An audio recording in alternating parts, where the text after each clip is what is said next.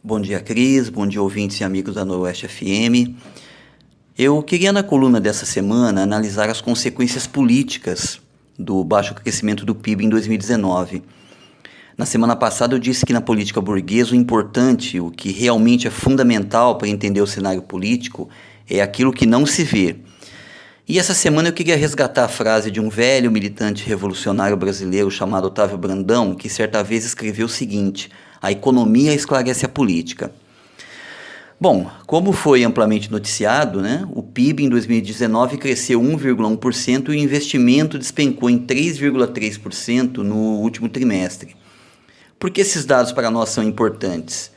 Primeiro, porque o PIB e os investimentos representam uma medida do ritmo da acumulação do capital em um país. Nós sabemos que alguns setores da economia, como os bancos, por exemplo, não param de ganhar muito dinheiro. Porém, os dados do PIB mostram que, no plano mais geral, a economia apresenta dificuldades em crescer. Segundo, é que esse baixo crescimento do PIB e dos investimentos mostra como era papo furado toda aquela conversa de que se o governo e o Congresso fizessem a reforma trabalhista e da Previdência, além de cortar gastos públicos em saúde e educação, fariam a economia deslanchar. A economia não deslanchou e nós, o povo, vimos muitos dos nossos direitos suprimidos. Qual o cenário que temos hoje no Brasil? 50 milhões de brasileiros vivem na linha da pobreza, 14 milhões vivem na extrema pobreza, 13 milhões estão desempregados e metade do povo brasileiro vive com até R$ 413 por mês. Enquanto isso, o lucro dos banqueiros não para de crescer. Os 4 maiores bancos do Brasil viram seus lucros crescerem em 2019 18% quando comparado com 2018. O que esse cenário revela para a gente? Revela que, para garantir os lucros dos mega ricos, toda a política econômica do país, desde 2015, precisa sacrificar os interesses da maioria da população. E para isso, simplesmente, eles detonaram as bases de qualquer crescimento econômico sustentado na chamada geração de empregos e na produção. E por quê? Porque as condições básicas para sustentar o mercado interno foram destruídas. A precarização e desemprego que eles produziram fizeram os salários desabar, a indústria tem sido desmontada, os gastos públicos foram diminuídos com a emenda constitucional que impõe um teto para o seu crescimento, entre outras desgraças que a gente viu nesses últimos anos. Agora o nosso ouvinte pode se perguntar, mas tudo isso não é contraditório com o funcionamento da economia? Esses caras não percebem que estão matando a galinha dos ovos de ouro? Eu responderia que sim, eles sabem de tudo isso. O problema, e aí a gente pede um pouco de paciência e atenção do nosso ouvinte, é que a economia em um país capitalista funciona com um objetivo. Ela precisa criar condições que garantam a permanente acumulação do capital. Ela não funciona para construir mais casas, mais escolas, mais hospitais, matar a fome do povo, gerar emprego com direitos. Nada disso. A economia funciona na perspectiva de acumular capital nas mãos das empresas. E aí existe uma contradição que é da natureza do capitalismo.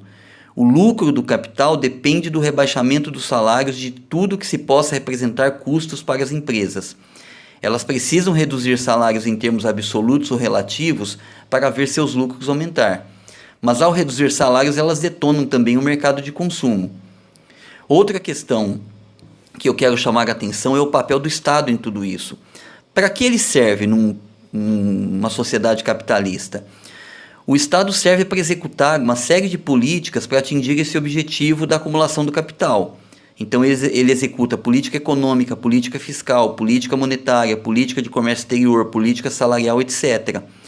Só que esse conjunto de políticas em qualquer país do mundo não é para garantir a acumulação do capital para todos os capitalistas, de modo que todos ganhem sua parte.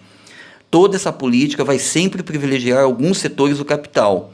E hoje, na era do predomínio dos grandes grupos capitalistas, na era do predomínio dos monopólios, o setor empresarial mais privilegiado em qualquer país do mundo são justamente esses grandes grupos capitalistas e os grandes monopólios.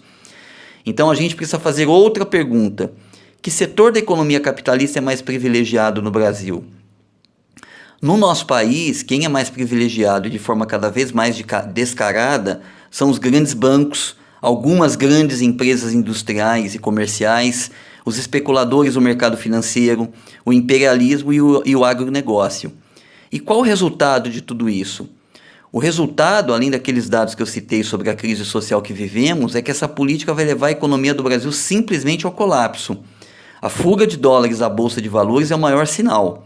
O capital internacional simplesmente não confia nessa política e trata de fugir do país para não perder mais dinheiro.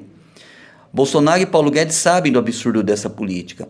E para criar uma cortina de fumaça sobre esse problema, Bolsonaro estimula as manifestações de 15 de março contra o Congresso e o STF. E por quê? Porque quando a economia afundar, Bolsonaro e sua facção podem dizer: a culpa é do Congresso, a culpa é do STF, é da oposição, é da imprensa que não me deixam trabalhar.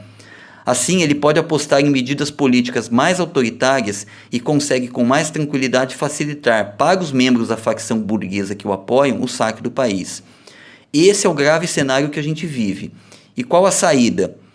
Pessoalmente, entendo que a saída é nos juntarmos em locais de trabalho, estudo e moradia para, enquanto trabalhadores e trabalhadoras, exigirmos o fim dessa política de destruição do país e da supressão dos nossos direitos. O futuro do Brasil se joga agora, não dá para esperar.